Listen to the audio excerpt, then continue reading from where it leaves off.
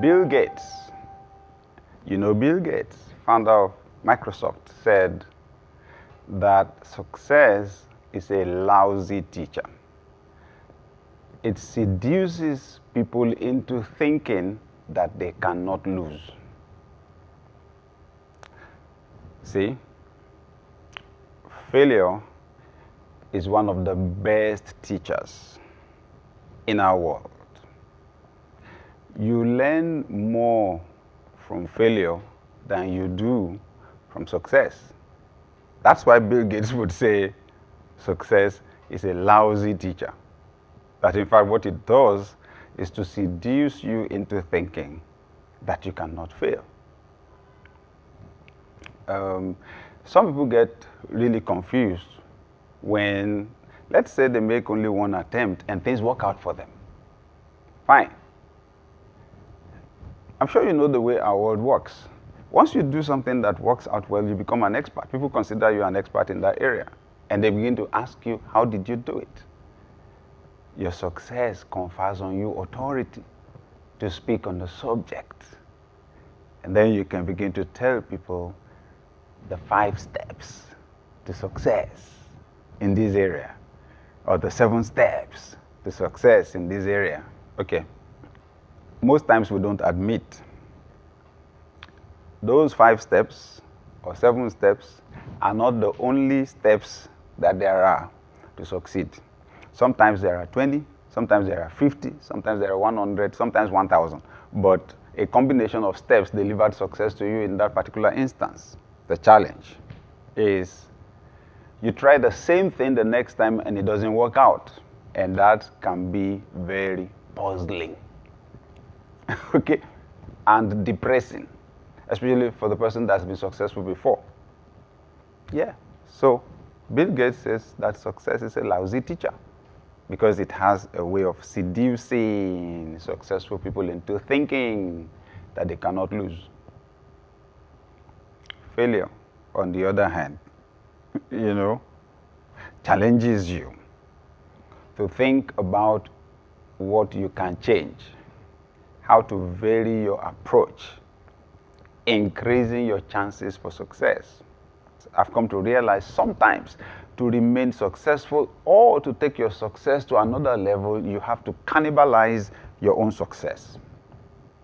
Let me put that in simple language. You have to literally kill your own success sometimes to remain successful. How many people are willing to do that? Okay? So, because you're successful already, you don't want to destroy your success. That's what I'm saying. That success seduces. Bill Gates said that success seduces successful people into thinking that they cannot lose. They can.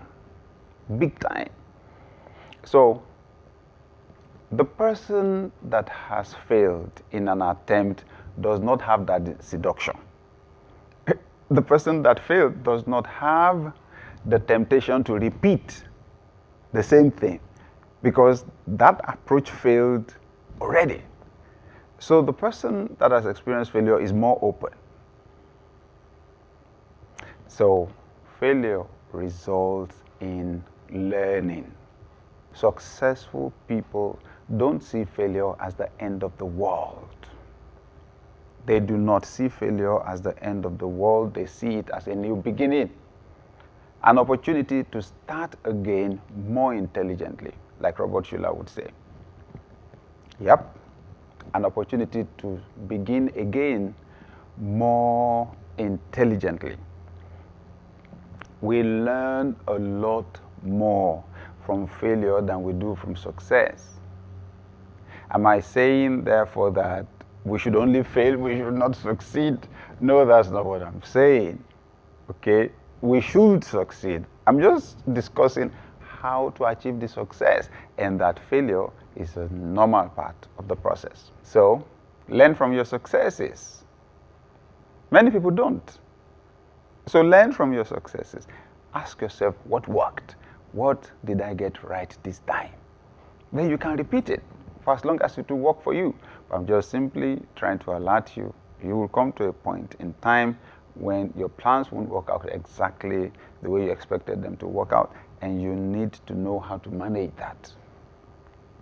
Attitude first. Failure is not fatal. Failure doesn't have to be fatal. There are some instances in which it is fatal. If you're doing extreme sports or you're playing whatever game you're playing with a weapon, yeah? But in most instances, failure need not be fatal. You want to get that right so that you can interpret accurately what's happening to you.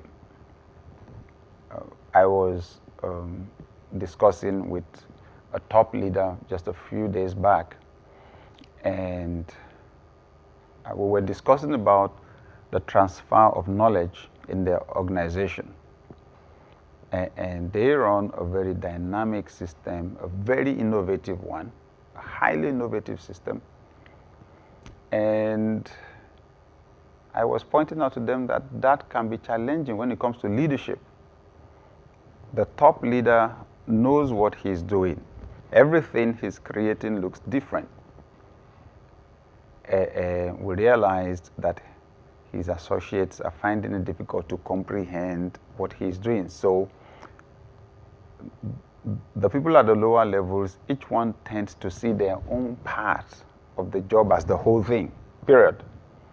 And sometimes they're just running at cross purposes with other departments or units in the organization. We talked about them developing manuals where they write everything that they do and how that they do those things. And then this brilliant leader said to me, but there are things that you will never be able to write down. There are nuances, there are peculiarities to each situation and the people that are involved, you know, that you creatively manage as you go on. I said, I agree with you 100%. The knowledge that is transferred in an organization is described in two ways. It breaks into two kinds. The first one we call explicit knowledge. It's explicit, it's clear, it's open, it's straightforward. And I said, that's the one that you write down. Explicit knowledge. Write that down. I said, but the second one is called tacit knowledge. Tacit. You can't write it down. It depends on the scenario. It depends on the people involved, the peculiarity of the situation, and so on. So you see that leadership is both a science and an art. So the science of it is clear, straightforward. The art, you will have to paint something new each time, depending on the people you are working with. Okay?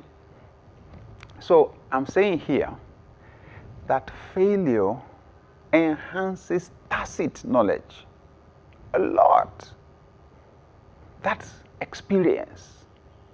That's knowledge they didn't teach you in the classroom. For example, you live in Africa, you read a book in your field, your technical field that is written by someone in Europe. The likelihood is, while the principles will be perfect, correct, the illustrations are likely to be from Europe. Secondly, the author, could not have factored in everything that has to do with you as a person in Africa. There are realities in Africa that the author in Europe or, say, the United States of America cannot imagine. It cannot even come into their frame of reference at all. Should I give you an example? If I read a book, as someone that grew up in Africa, I read a book, and the author says, so I went to get some water from the tap. Getting water from the tap, from my frame of reference, my experience, is different from getting water from a tap for an American. For the American, it's getting water from the tap, maybe in the kitchen or from the fridge.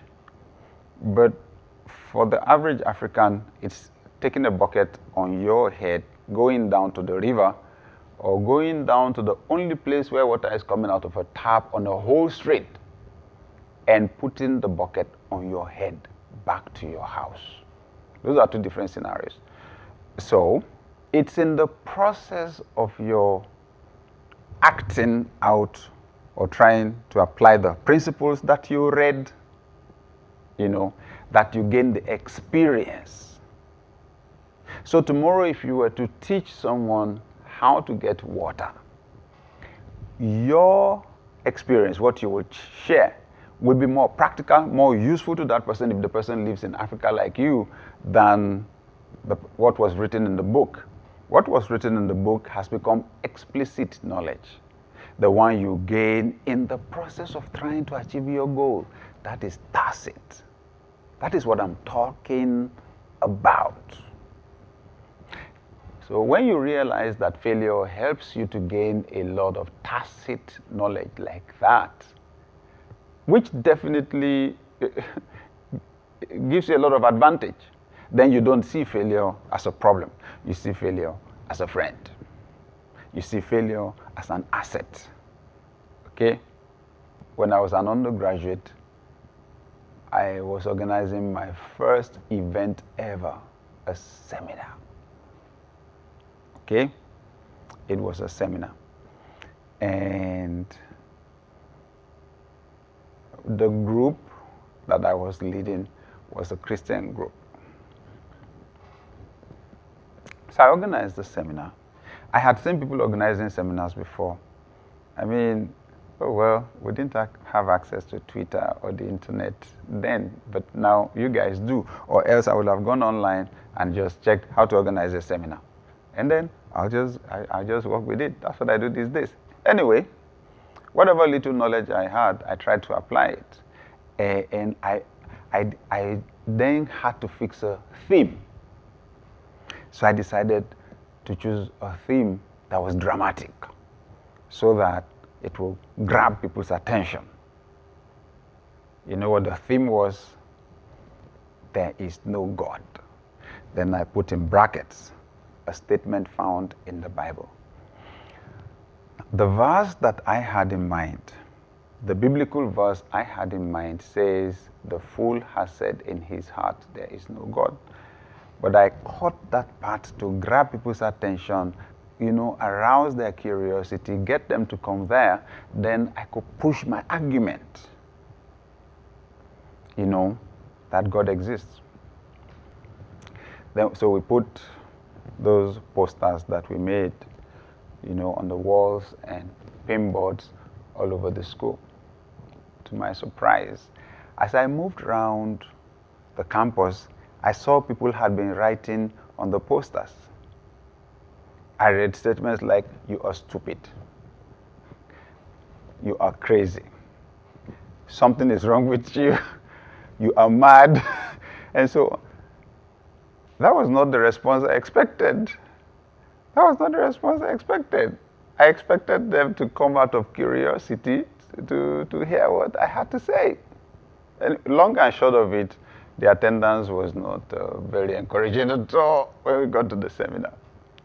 So I learned a lesson there. See, at least I will never use that topic again at a seminar. That's what I'm talking about. And today, I organize events attended by thousands and thousands and thousands of people. Some are attended by few people if it's for executives. Some are attended by thousands of people if it's everybody. But I've gained quite a bit of experience now in organizing an event. Now, there are aspects of the organization of an event that I handle like a professional, because of experience. Tacit knowledge.